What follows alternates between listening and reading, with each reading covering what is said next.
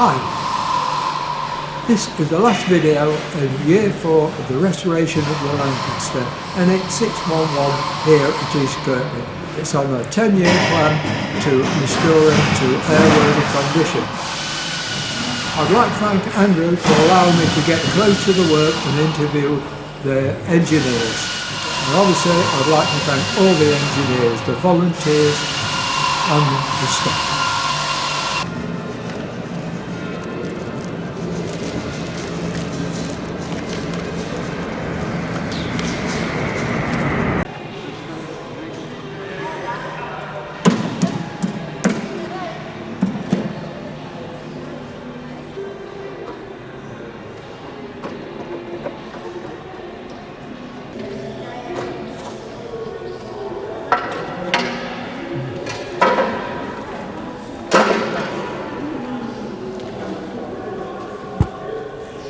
These were made airworthy, what, 10 years ago, you say? Yeah, they've both been through Morris Hammond. Yeah. So when they come to fit them to the Lancaster for flying, they'll have to go away for a real good inspection? Oh yeah, they'll go away and have all the seals replaced, because by the time we go flying, the seals will be... Yeah. They will, you know, they're probably going to be alright, but why risk it? So yeah. They'll go away and have just a strip rebuild, that's all they'll need. While we're keeping on top of any corrosion that may or may not be in them by checking them thoroughly every three months and then a bit deeper every 5 years. Yeah. It's a 10-year one, which is just another 5 year. Yeah. And you base. So that's the starter motor. This is a starter motor here. Oh. Then there's a reduction gear pack in here. And there's your Bendix is all in there, and there's a drive. If you bear with me a second, I'll get the diagram. So that's a gear pack. And then the engine is effectively pointing that way, so you starter motor bolts on there into the coupling shaft. Yeah. That takes the drive up through some bevel gears and that. This here is the hand turning adapter, which on this is blanked off because we won't use it. Yeah. So that's what should be there. Did they ever use them? Yeah, you use them for servicing. Yeah, but that's all. You never started them with it. No. Not these ones. You could start some of the early ones. Yeah.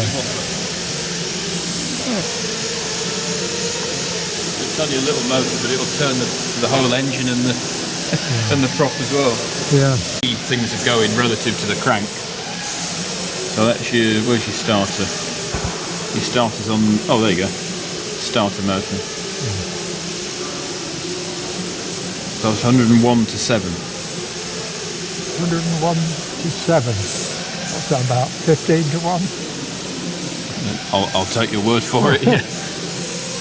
And this is what? 2.5? 0.42. 0.42. Yeah. Well, if it's a normal Merlin, 0.42. If it's a 35, it's 0.471. Oh. The 35 was a weird engine. Yeah. And that's the turbo?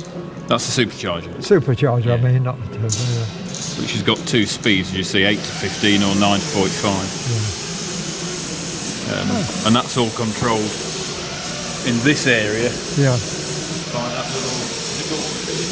no, it's locked in the lower speed. But there would be there's a ram here that operates this lever, which takes it between gears. Yeah. Obviously, when it's fitted on the aeroplane, that'll be wire locked in the low RPM position, because we're not going above 12,000 feet. No. Or the moderate speed, I should say.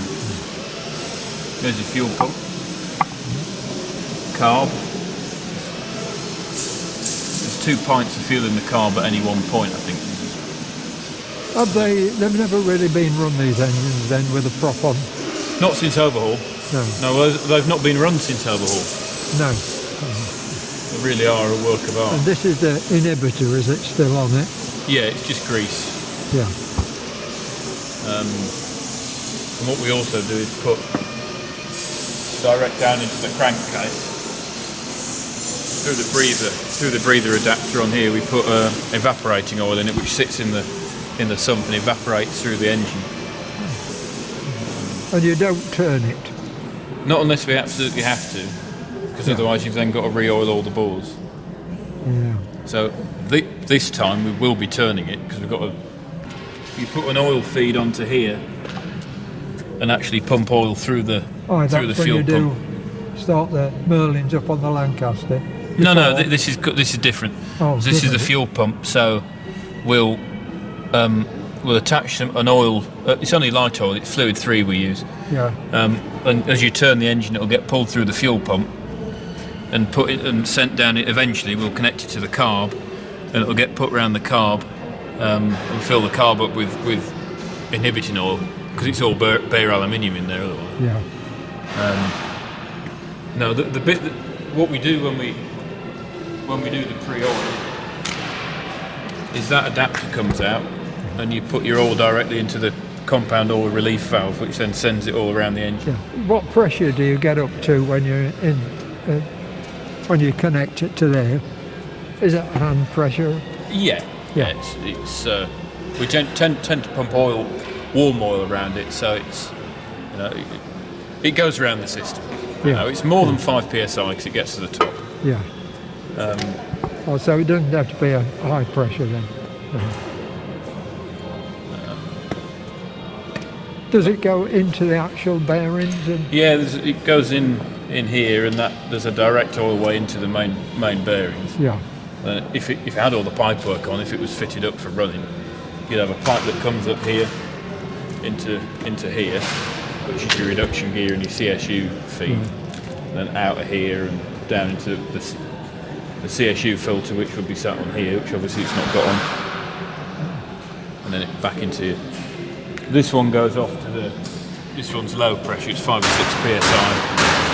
Comes off back to here, where it splits off and goes either to the supercharger, the tail bearing on the charger, or it'll go up and into the cams. There's only 5 psi that goes to the cams. Is that all?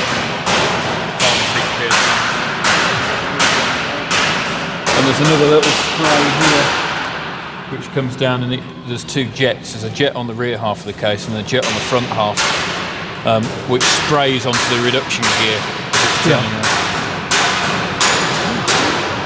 And then it's all gathered obviously in the sump through the oil pump, scavenge pump, oil pump, and then back up into here, and then it goes around the system again after having been through the cooler and the tank. Yeah, I was going to say, you don't get much in the sump then, most of it's in the tank. Oh yeah, all of it's in the tank. Is it? You don't get an awful lot in the sump, no. Because it isn't actually a sump. The only bit in the manual that is referred to as a sump is that bit there. The sump in the manual is this piece here, whereas these are actually known as crankcase lower half and crankcase upper half. Oh. Quite a beast. Certainly is. Considering all that power that's sat there.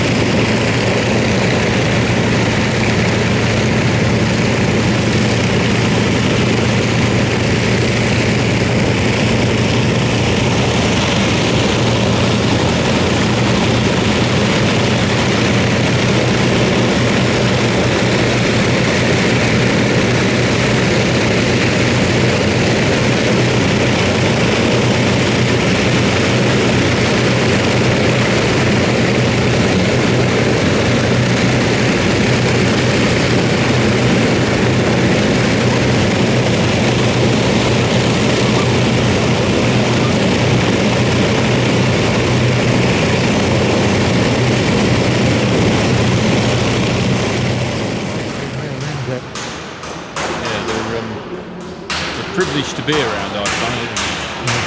Proper bit of engineering. Yeah, yeah.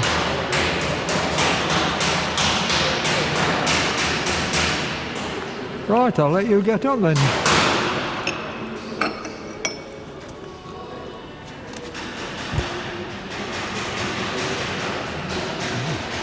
I've not got a torch in it, moment, but as you can see down there, it's all fully inhibited inside the prop shaft.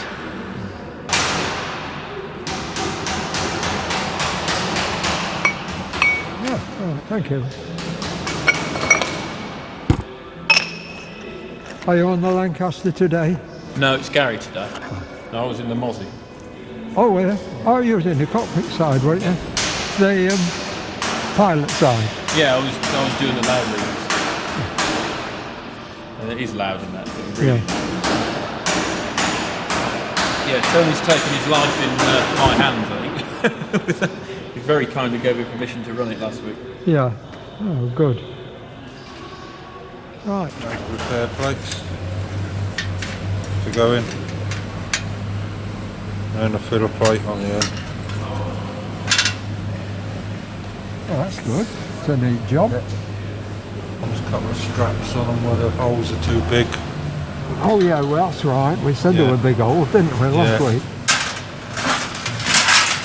Will that plate go on the outside or the inside of On the inside, because the mounting angle goes on the back side. Same with this one. See, that one was split all the way through, and all these were all curled back, Yeah. and it was split right the way through, near enough. So I just knocked it all back again, dressed it all out, took the damaged bit out of here, and made a repair plate that goes in there. Once again, another good neat bit. And then a filler plate to go into that place. So that was torn and curled back. So I dressed all the plate flat again, and then just made a repair plate to go in there. Dressed out the damage. And just dress it in. It's a good job. It'll do. It'll do. What will you... Is that one past redemption, that one? Yeah. Very slightly. A big chunk of that missing. How many new ones have you got to make then? What one is this? This is... You engrave the washers, do you? Yeah. That's a good idea, isn't it? Yeah, it's time on, and then they stay with it all the time, then even when it's painted. So Yeah. because the difference in them, you'd be there sorting them out for ages. Yes. What goes where? So Yeah. you just tag them. 19 and 19A. That's 20A. 21A and 22. Two. So you've got three to make then, have you, at the moment? 3, yeah. Yeah. Is that right? Yeah. Well, they were right at the front, weren't they? Yeah, it's where it was on the barge, and because there was nothing wrong with it when they put it on the barge. When were they putting it on the barge? Well, where it was on Wallis Island, Yeah. it's got a coral reef Yeah. all the way around it, so they couldn't get the ship that it was being loaded on to bring back inside the coral reef, No. so they had to put it on a barge and take it out through the narrow gap in the coral reef out to the thing, and taking it out through the thing, they hadn't tied it down properly, and it moved and slammed against their thing and smashed it all. That's a shame. Because I think John's got there's a book somewhere that they've got of the pictures of it on Wallis Island.